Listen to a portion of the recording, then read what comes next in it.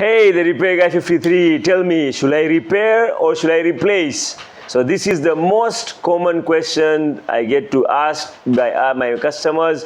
They always ask me, is it worth repairing this appliance? Is it not worth repairing? Should I replace the appliance? So always my answer is the same. If your appliance is worth the new appliance's prices and the repair price, if the repair price exceeds 30% of the new price of the appliance, my recommendation personally will be to buy a new appliance. This is just from the experience. It's not a rule of law that you should go and buy new appliances once the limit has crossed 30%. So whenever you're in a dilemma, think about this.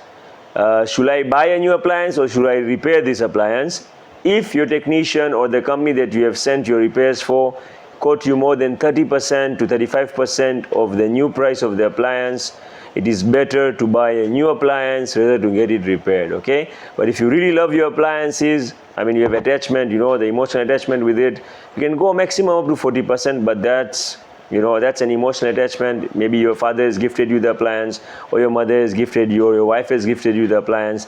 That's only when it's worth, when you have an emotional attachment. But the rule of law or rule of thumb, if you really want to repair it, it should not exceed 30% cost of the new price of the product. So this is another tip. Should I replace or repair? Think about it before you make a decision.